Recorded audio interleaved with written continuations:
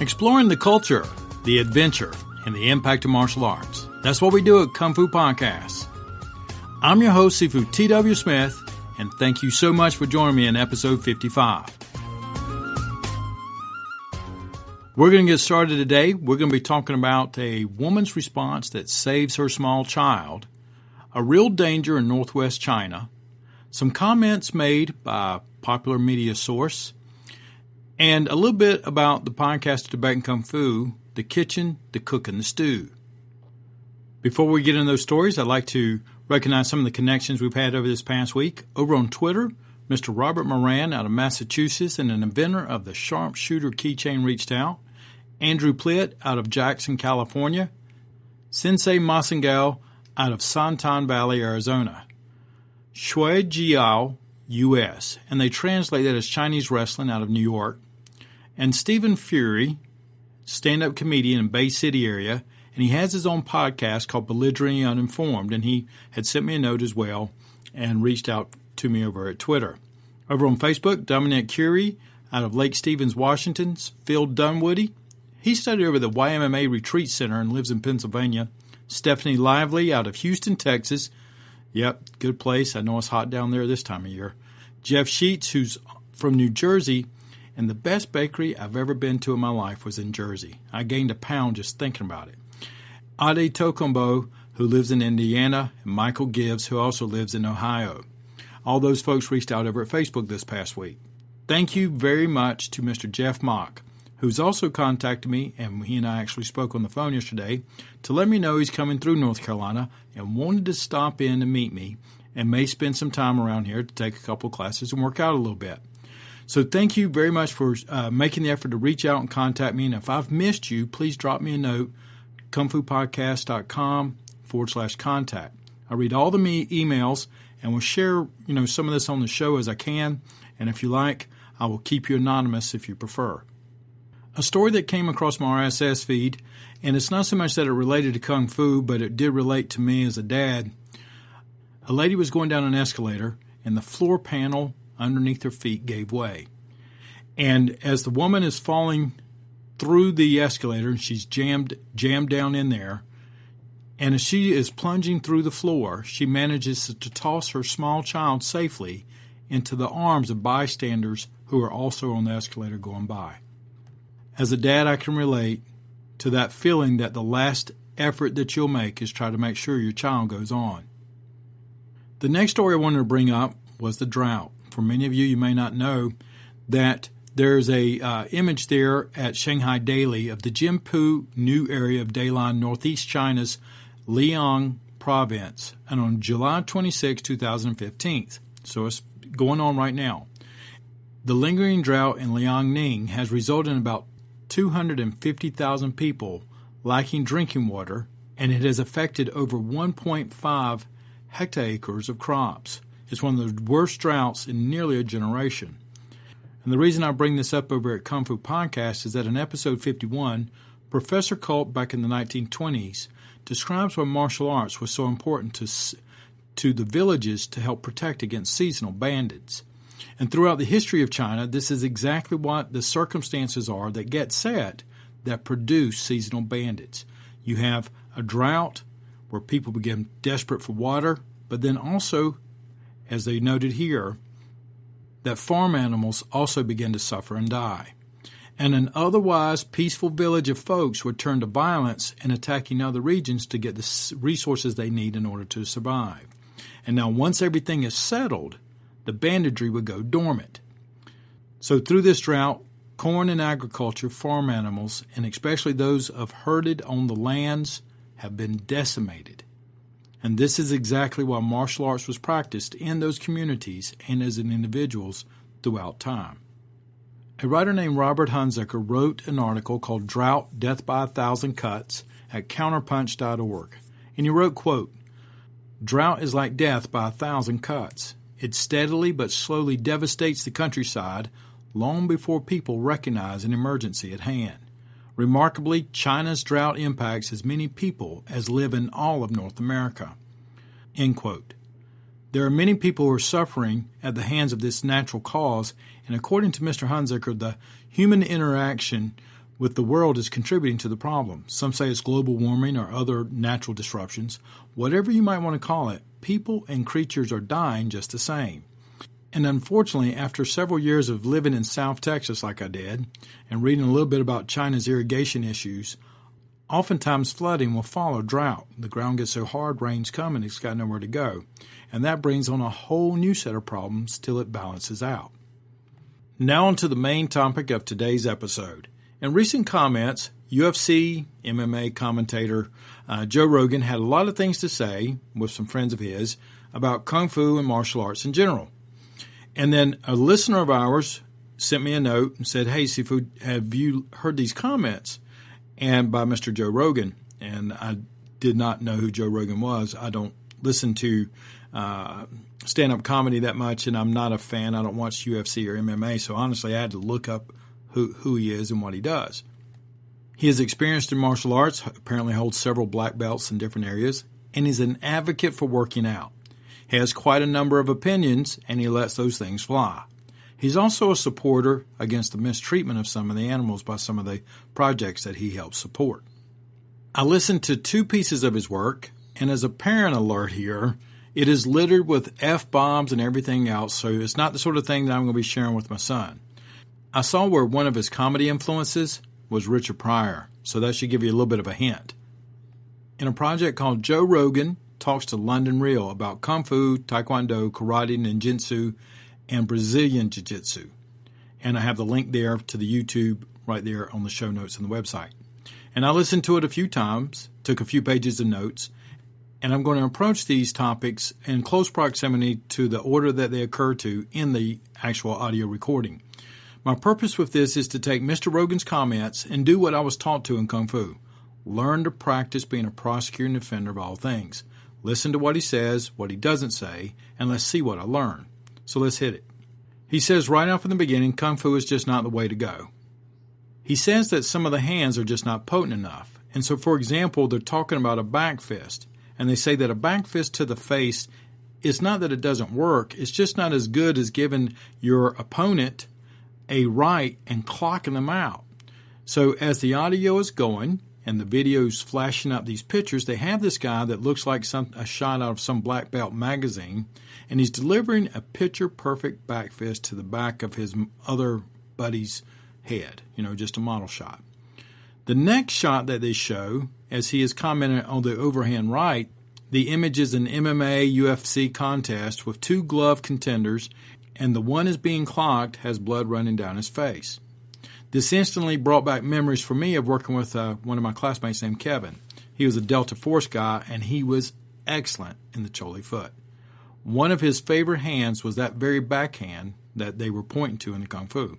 And I've been hit with it at full speed in full non-compliant sparring, which means I was trying my darndest not to get hit. The footwork that we practiced with was much different than what they had the model shot of. It was called still a step in the footwork that we practice it. And getting hit with it about 10 or 12 times over the years, I can tell you that hand does hurt a lot if it connects. But in our style, it doesn't matter if it connects or not. Because as soon as you move to get out of the way of it or move to intercept it, it was already gone. And then this vicious uppercut hand comes out right after it, and it would clean your clock.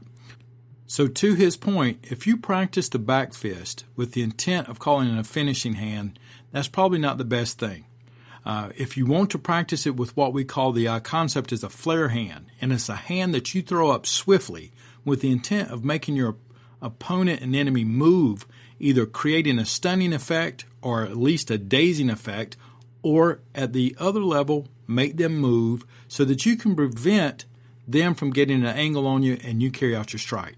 It is one of these first hands that I recommend in a multiple assailant scenario because you can practice it, hit it very fast and swift, and you can deliver it without turning your back on the other assailants. And you will also satisfy the criteria of the strategies of multiple assailants, which I'm not going to get into here. You can get with me on that personally, or you can go over to the World Combat Association and get some information over there. Another topic they get into is pretend fighting as if it's real. And he talks about when people get into this When you do this, then I'm going to do that. When you throw this punch, then I'm going to do that. And look, you've left yourself open here, and then I'm going to attack your organs. Is the kind of thing they talk about. And when I was taught Kung Fu, this was cardinal sin, number one. And I mean it. It was called talking hands.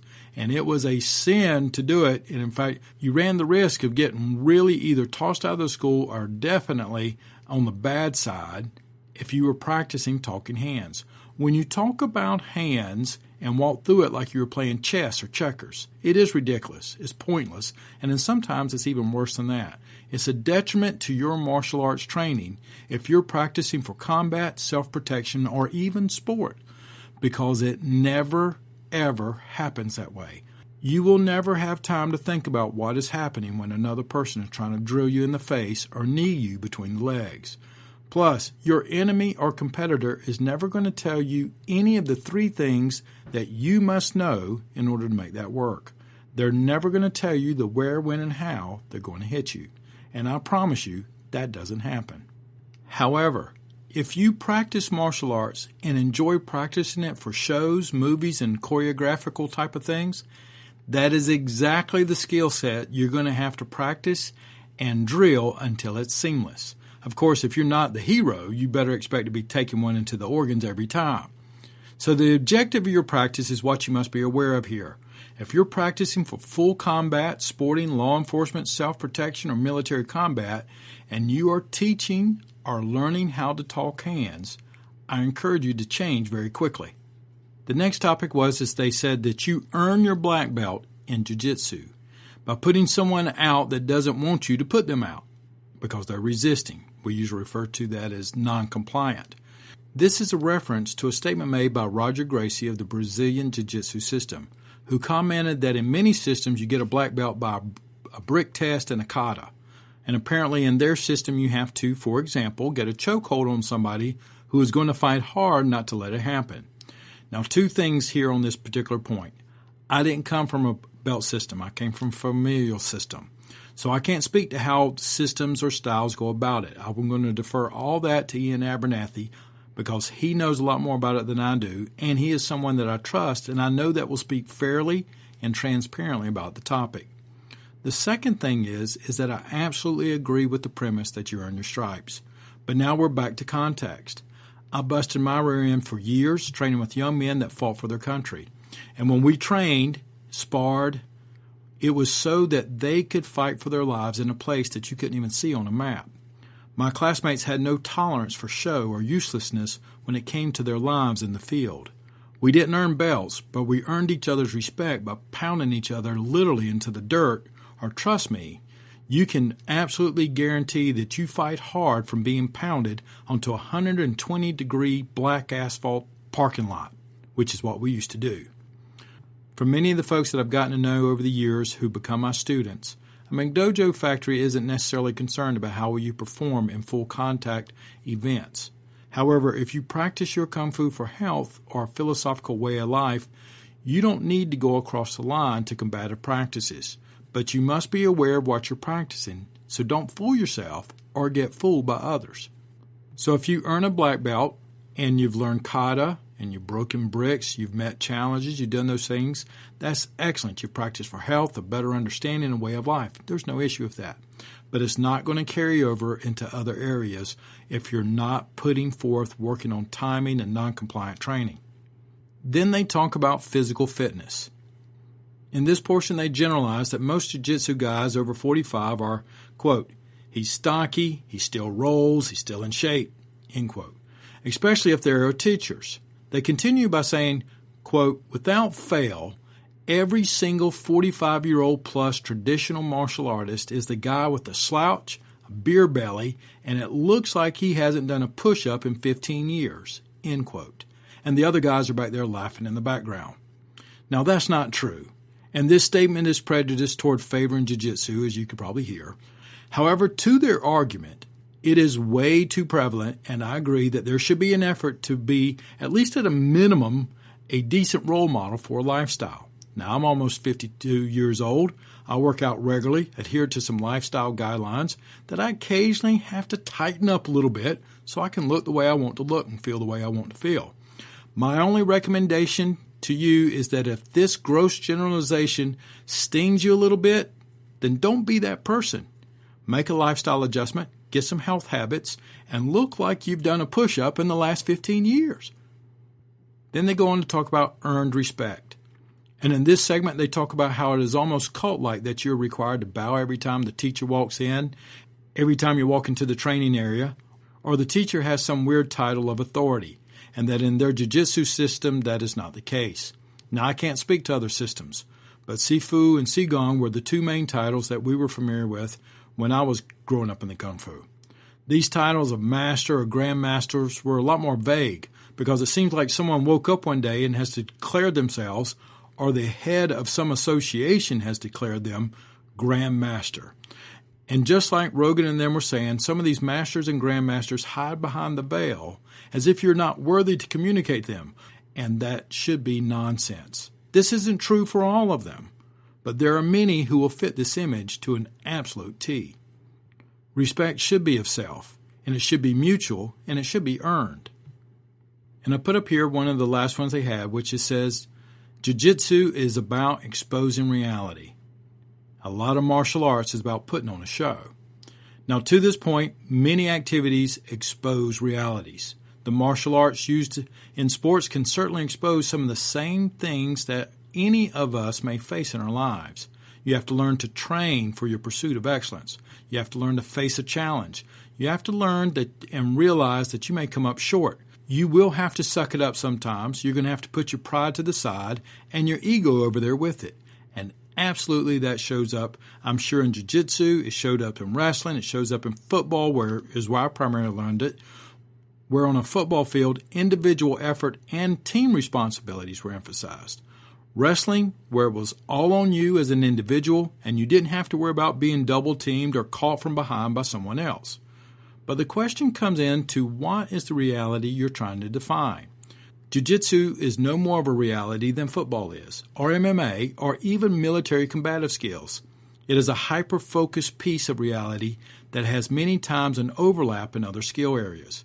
If you've ever been around guys that have spent months in places that they can't talk about from the military, and then have to witness their transition from that reality to their reality back here in the civilian and on U.S. soil, for example, you can instantly see there can be many perspectives of reality. The spirit of their comments seemed to be targeted to those who practice for show and try to peddle it off as a reality-based Kung Fu or martial art. I would agree with the sentiment. If you're taking your Kung Fu and branding it or marketing it in such a way that it's misrepresenting what you're actually doing, then I would wish you that you would slow it down and make an adjustment. But of the 6 main points I took from the 10-minute and 28-second video, I had very few qualms with the points that they were trying to make. Did I care about the tone and the way they did it? No, I didn't at all. But just because I don't like how someone sounds or someone presents themselves doesn't make their points invalidated. So let's summarize these 6 points again. The first one, some hands are not that potent. And we understand that not all hands are intended to be a finishing hand.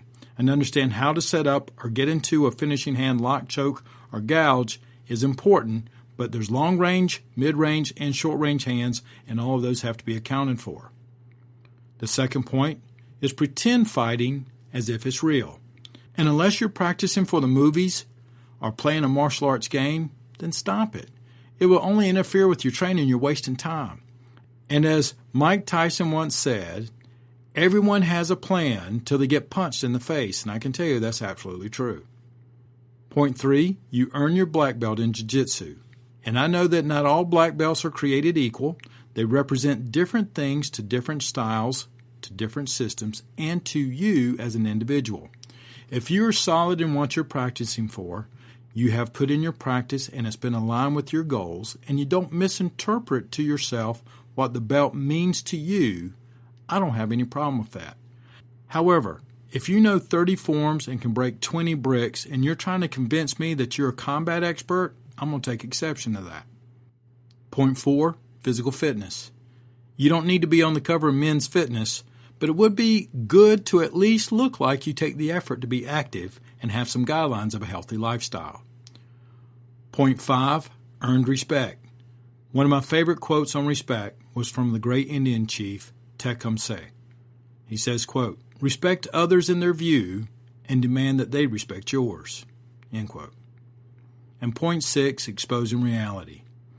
And if you're willing to face a challenge, meaning that you're willing to come up short, you may have to get your rear end handed to you or fail in this particular instance, then you are working within the reality we must all face. If you work to improve upon your skills, your strategies, and your objectives, then you are also working within a reality that we must all face.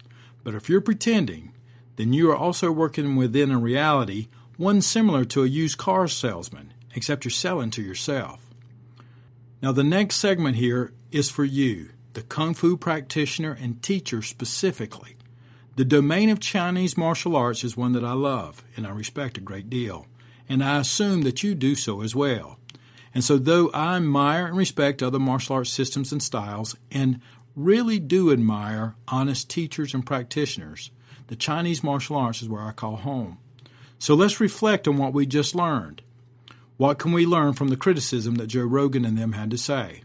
Some of you stated you didn't care for the way he speaks or for his personal habits, and I get that. However, just because we don't like someone doesn't invalidate the points he was trying to make. Don't take it personally unless you should take it personally. For the most part, you don't need to take personal a generalization.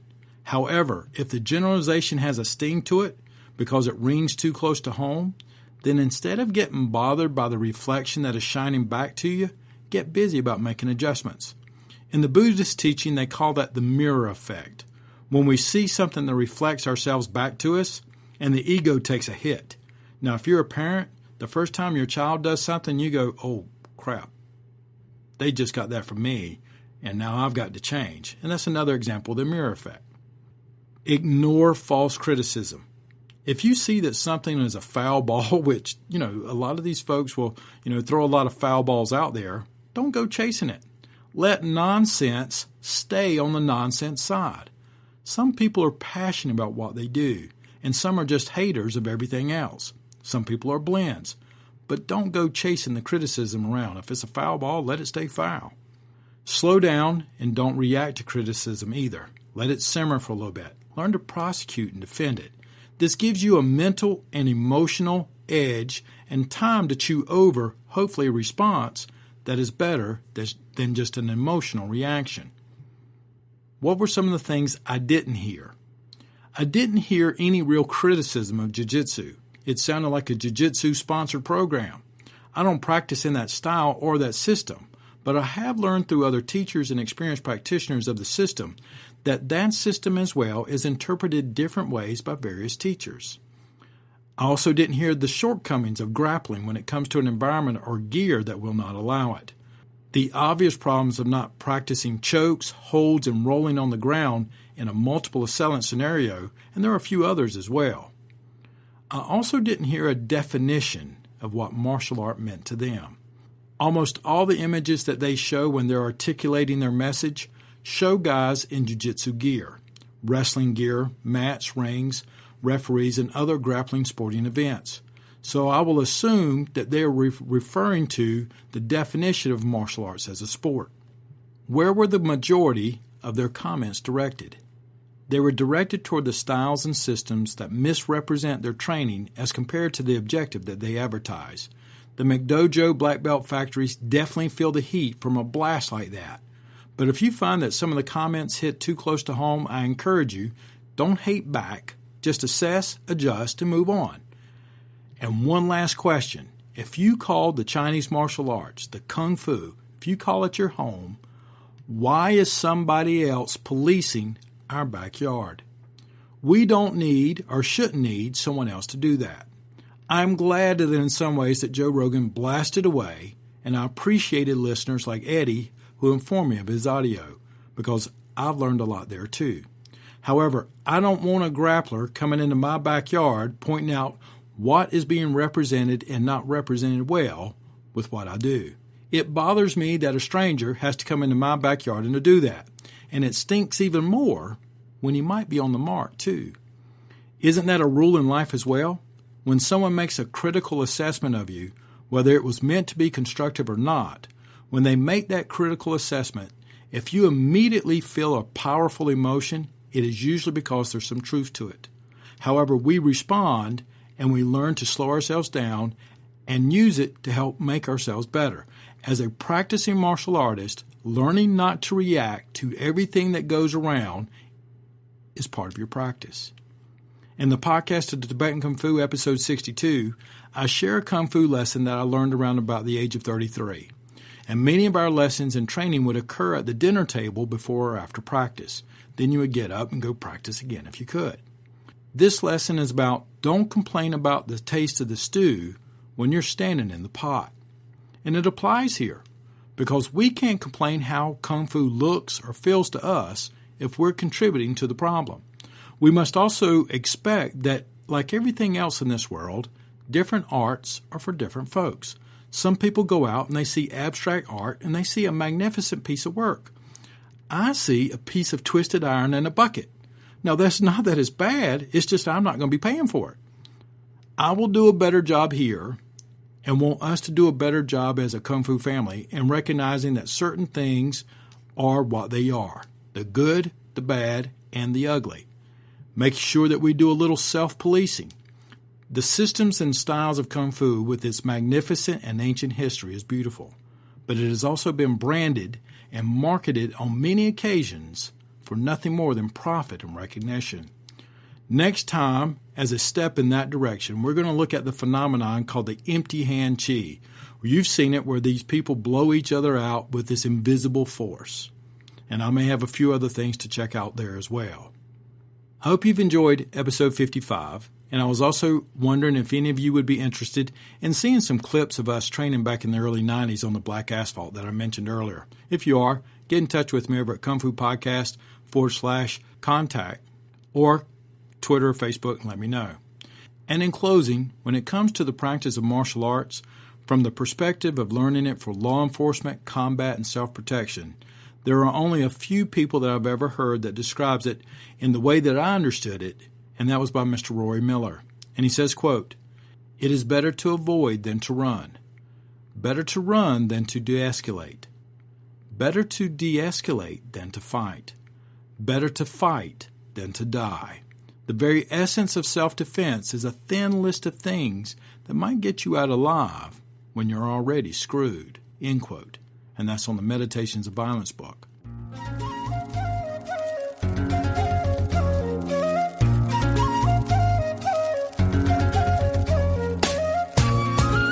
Exploring the culture, the adventures, and the impact of martial arts. That's what we do at Kung Fu Podcast. I really enjoy you all communicating with me. Can't wait to talk with you again. Episode 55.